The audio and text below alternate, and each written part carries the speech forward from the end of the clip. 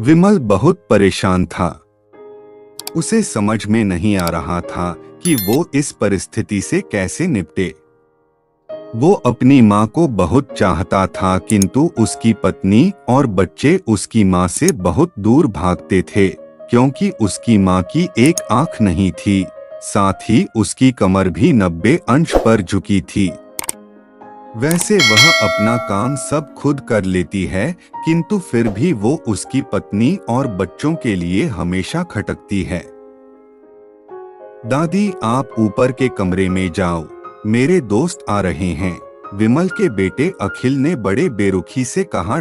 पर बेटा, मैं तो यहाँ बहुत दूर बैठी हूँ, विमल की माँ ने बहुत प्यार से कहा।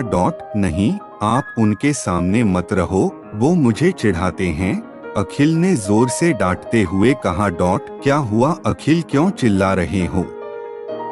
विमल की पत्नी कामनी ने किचन से ही आवाज लगाई।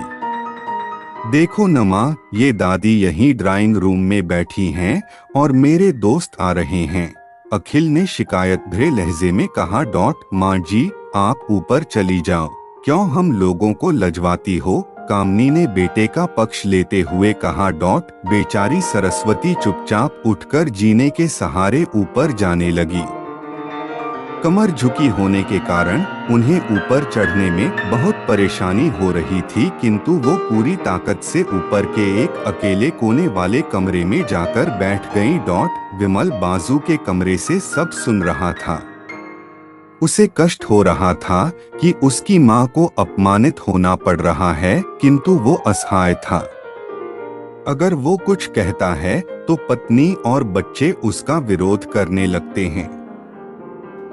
दूसरे उनके तर्क भी सही लगते हैं।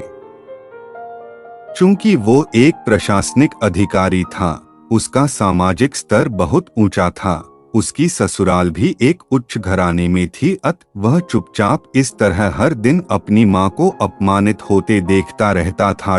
रात को विमल की पत्नी ने कहा, देखो जी, अब कुछ करो। कल कलेक्टर साहब की पत्नी आई थी। माँ जी अपनी देशी धुन धारा में उनसे मिली। मुझे बहुत शर्म आ रही थी बताते हुए कि ये मेरी सास हैं। मैंने कह दिया कि दूर की रिश्तेदार हैं, इलाज कराने आई हैं। विमल को रोना आ गया, किंतु फिर भी वह चुप रहा। उसे समझ में नहीं आ रहा था कि वो क्या करे। अपने बेटे की मन स्थिति को सरस्वती अच्छी तरह से जानती थी और बेटे को कोई कष्ट न हो इसलिए वो हर बात को चुपचाप सह लेती थी। विमल बहुत उदास रहने लगा। एक तरफ परिवार और सामाजिक स्तर पर जीने की प्रतिबद्धता थी, तो दूसरी ओर माँ। डॉक्टर रमेश ने कामनी की ओर व्यंग्य से देखा। कामनी निरुत्तर होकर विमल को देखने लगी। आज तुम जिस सामाजिक स्तर पर हो वो इन्हीं के संघर्षों की देन है। और बेटा विमल, तुम्हें शायद मालूम न हो कि बचपन में जब तुम 1 साल के थे तब छत से नीचे गिरने के कारण तुम्हारी एक आंख फूट गई थी और तुम्हारी रीढ़ की हड्डी में भी समस्या थी। तब तुम्हारी इस कुरूप माँ ने अपनी एक आंख और अपना बोन मेरो तुम्हें देकर इतना सुंदर स्वरूप दिया था।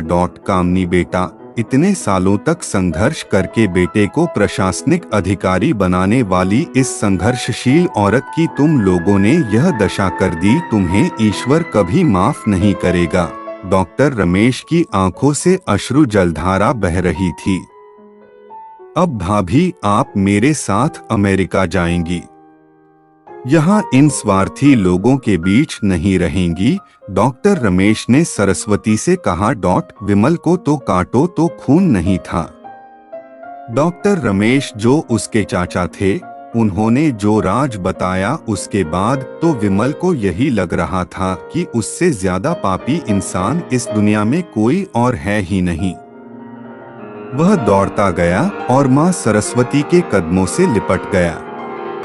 माँ, मेरा अपराध अक्षम्य है, मैं जानबूझकर चुप्पी साधे रहा, आपका अपमान करवाता रहा। अब सिर्फ आप ही उस घर में मेरे साथ रहेंगी और कोई नहीं। विमल ने आग्नेय दृष्टि से अपनी पत्नी और बच्चों को देखा।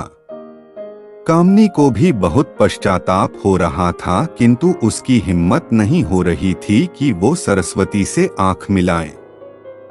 सरस्वती ने कामनी की मन स्थिति को समझकर उसको पुचकारते हुए अपने पास बुलाया और विमल को डांटते हुए कहा, खबरदार, जो मेरी बहू को मुझसे अलग करने की कोशिश की तो तुझे ही घर से बाहर निकाल दूंगी। कामनी और बच्चों ने सरस्वती के पैर पड़ते हुए अपने व्यवहार पर माफी मांगी और मां के हृदय ने सबको माफ